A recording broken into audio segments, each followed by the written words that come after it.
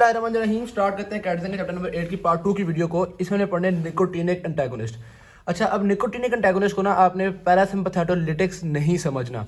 देखो बड़ी टेक्निकल सी बात है समझने की। एक होती है कोलिनर्जिक ट्रांसमिशन, यानी कि वो ट्रांसमिशन जिसमें एसिटाइल कोलिन इन्वॉल्व है। ठीक है, आमतौर पर कोलिनर्जिक ट्रांसमिशन को पैरासिम्पैथेटिक ट्रांसमिशन ही समझा जाता है। लेकिन आपको भी इस बात के बारे में पता है कि पैरासिम्पैथेटिक सप्लाई में प्री सिनेप्टिक जो होता है वो एसिटाइल कोलिन रिलीज करता है, फिर आगे जो पोस्ट सिनेप्टिक न्यूरॉन होता है वो भी एसिटाइल कोलिन रिलीज करता है। यहाँ पे होता है निकोटिनिक रिसेप्टर, यहाँ पे होता है मस्किनिक रिसेप्टर्स। ठीक है, ये तो हो गया आपके पास पैरासिम्पैथेटिक। और जो सिम्पैथेटिक होता है उसमें भी इसी तरह से होता है। प्री सिनेप्टिक जो होता है वो एसिटाइल कोलिन रिलीज करता है, रिसेप्टर होता है निकोटिनिक। और पोस्ट सिनेप्टिक जो होता है वो नॉर एपिनेफ्रिन रिलीज करता है, जिसके रिसेप्टर्स होते हैं अल्फा रिसेप्टर्स और बीटा रिसेप्टर्स। ठीक है, इसी तरह से हमारे पास जो मसल होता है, मसल में एक ही होता है जो कि जाकर एसिटाइल कोलिन रिलीज करता है, इसका भी रिसेप्टर होता है निकोटिनिक। अब जब हम कहते हैं ना एंटी मस्क्रीनिक्स, तो मस्क्रीनिक सिर्फ यहाँ पे है। ठीक है, इसलिए पैरासिम्पैथेटिक इनहिबिशन करता है। तो एंटी मस्क्रीनिक्स जो होते हैं वो पैरासिम्पैथेटोलिटिक होता है। सही, जब हम कहते हैं ना अल्फा ब्लॉकर बीटा ब्लॉकर्स, तो वो सिंपैथेटिक को खत्म कर रहे होते हैं, ये लेकिन सिंपैथेटोलिटिक होते हैं। ठीक, और अगर मैं अल्फा बीटा को प्रमोट करने वाले दूँ तो सिंपैथेटिक नर्वस सिस्टम प्रमोट हो जाएगा। इसी तरह मस्क्रीनिक प्रमोट करने वाले दूँ तो मस्क्रीनिक प्रमोट हो जाएगा। लेकिन अब अगर हम दे रहे हैं ना निकोटिनिक ब्लॉकर्स, तो निकोटीन तो आपको पता है गैंग्लियन में भी मौजूद है और न्यूरोमस्कुलर जंक्शन में मौजूद है। तो ये जो एन है या एन जी है जो गैंग्लियन वाले हैं, वो आपको सिंपैथेटिक को भी इनहिबिट कर रहे हैं, पैरासिम्पैथेटिक को भी इनहिबिट कर रहे हैं। समझ रहे हो ना बात को। तो निकोटिनिक जो है उसको आपने ना पैरासिम्पैथेटोलिटिक करना नहीं है, बस वो ये है कि अगर कोई ऑर्गन है जहाँ पे सिंपैथेटिक का इफेक्ट बहुत ज़्यादा है तो उस ऑर्गन में सिंपैथेटिक का इफेक्ट कम हो जाएगा। जैसा कि आपकी ब्लड वेसल्स हैं, ब्लड वेसल्स में सिंपैथेटिक के इफेक्ट को कम। तो इसी तरह अगर आपका कोई ऑर्गन है जिसमें पैरासिम्पैथेटिक इफेक्ट बहुत ज़्यादा है, जिस तरह जो आपका गट होता है उसमें पैरासिम्पैथेटिक इफेक्ट बहुत ज़्यादा होता है, तो निकोटिनिक ब्लॉकर्स हो गए तो वो गट में पैरासिम्पैथेटिक इफेक्ट को कम कर देंगे। ठीक है, तो ये जो निकोटिनिक ब्लॉकर्स हैं ये थोड़ी सी, इसको बस आपने इसको गैंग्लियन ब्लॉकर्स भी कहते हैं। देखो लिखा हुआ है गैंग्लियन ब्लॉकिंग ड्रग्स। ठीक है जी, तो कह रहे हैं कि पहले हम इसको यूज़ किया करते थे हाइपरटेंशन ट्रीट करने के लिए, क्योंकि हाइपरटेंशन हो रही होती है सिंपैथेटिक नर्वस सिस्टम की वजह से। निकोटिन ब्लॉकर जाते हैं तो सिंपैथेटिक नर्वस सिस्टम काफ़ी हद तक इनहिबिट हो जाता है। लेकिन अब हम ऐसा इसको हाइपरटेंशन को ट्रीट करने के लिए नहीं देते, क्योंकि ये हेक्सामेथोनियम है, मेकामाइलामाइन है, ये निकोटिन। अब सिर्फ ये थोड़ी निकोटिन ब्लॉक होगा, ये भी ब्लॉक होगा, बहुत सारे इफेक्ट्स हो जाएंगे ना।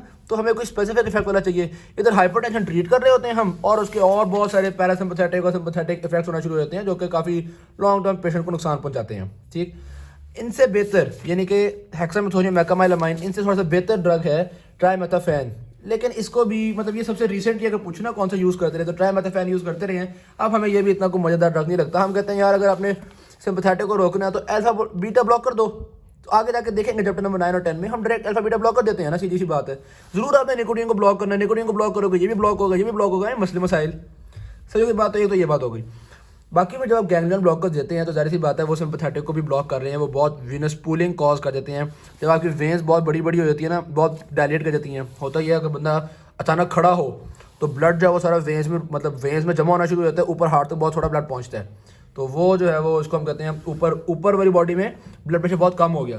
तो पोस्चर चेंज करने से जो ब्लड प्रेशर में कमी आती है इसको हम कहते हैं पोस्चरल हाइपोटेंशन। तो ये पोस्चरल हाइपोटेंशन हमेशा तब होगी जब आपके पास वेनस डायलेशन होती है, ये बात ये में रखना।